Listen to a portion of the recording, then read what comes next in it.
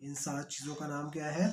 شرائط نماز، کہ وہ 7 چیزیں ہیں جن کو نماز ادا کرنے سے پہلے ہر مسلمان پر ضروری ہے کہ پہلے وہ چیزیں کرے، اس کے بعد وہ نماز پڑھے گا، وہ پڑھ سکتا ہے۔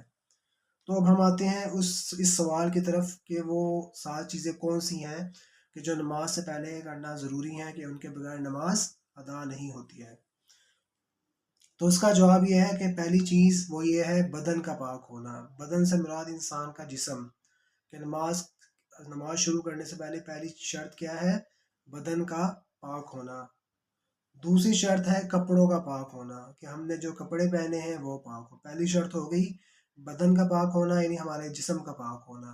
دوسری شرط ہو گئی نماز شروع کرنے سے پہلے کہ کپڑوں کا پاک ہونا۔ اور نمبر 3 جگہ کا پاک ہونا، کہ ہم جس جگہ پہ نماز پڑھ رہے ہیں اس جگہ کا پاک ہونا بھی ضروری ہے۔ نمبر 4 سطر کا چھپا ہوا ہونا۔ نمبر 4 سطر کا چھپا ہوا ہونا۔ سطر اس جگہ کا نام ہے، بدن کے اس حصے کا نام ہے جو مسلمان پر ضروری ہے کہ اس جگہ کو، اس حصے کو ہر حال میں چھپائے، فرض ہے یہ۔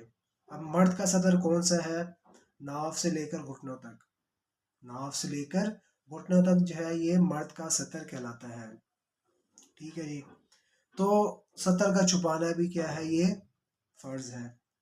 5ویں شرط ہے نماز کا وقت ہونا، کہ آپ جو نماز پڑھنے لگے ہیں اس کا ٹائم بھی ہو۔ مثلا آپ ظہر کی نماز پڑھنے لگے ہیں تو ظہر کا ٹائم ہونا بھی ضروری ہے ظہر کی نماز پڑھنے کے لیے، صحیح ہے۔ اسی طرح آپ عصر کی نماز پڑھنے لگے ہیں تو عصر کا ٹائم ہونا ضروری ہے عصر کی نماز کے لیے۔ کیا مطلب؟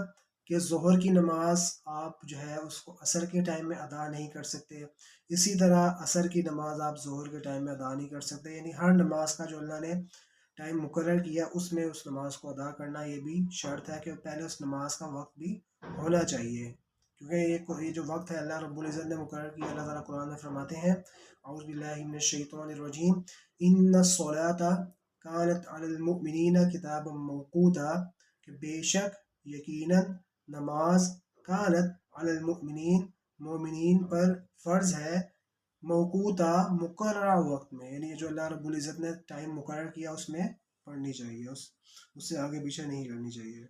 نماز ادا کرنے پہلے سے